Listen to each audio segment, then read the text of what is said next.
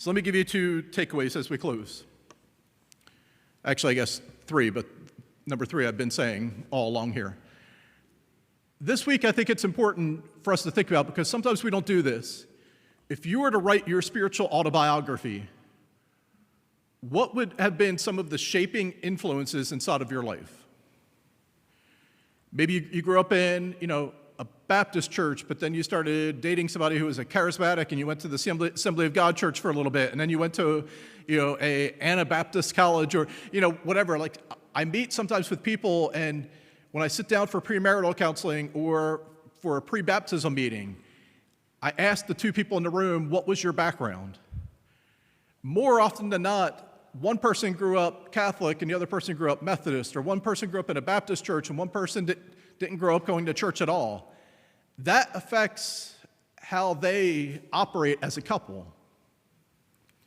I think it's worth asking for us, what are the voices and the threads that have shaped my understanding of God, my understanding of the local church,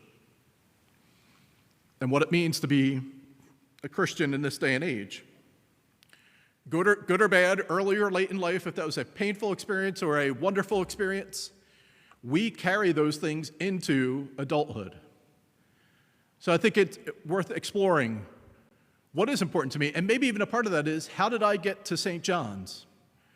Because I think in asking that and exploring that, it kind of sets up the stage for what is my understanding, and then as a part of this body, how then do I assimilate inside the body of Christ here at St. John's?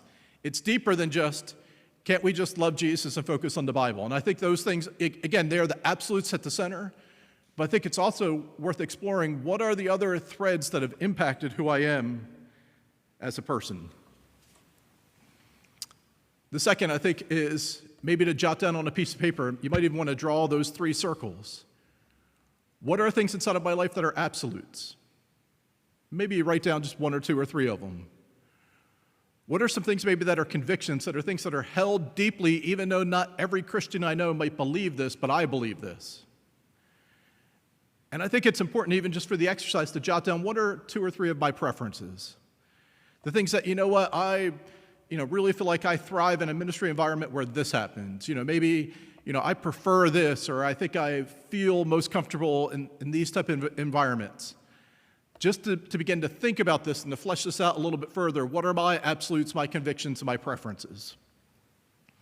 And I think that'll kind of aid us as we walk through these next weeks together.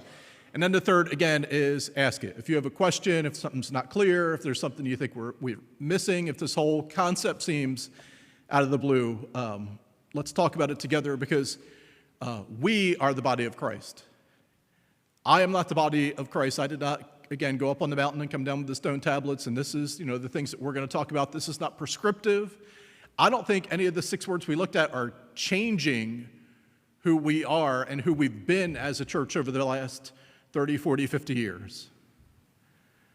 But I think it's worth, at this new season, inside of our culture and inside of our church, it's worth thinking about who we are. That when you know who you are, it gives you freedom inside of relationship to not only be around people who are different than you, but to be at your best when you know who you are.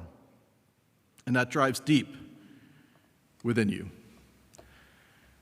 So I'm excited for these next several weeks as we explore this, as we think about this, and just pray that God continues to clarify not just who we are as an idea, but that might find root inside of our ministry into our community.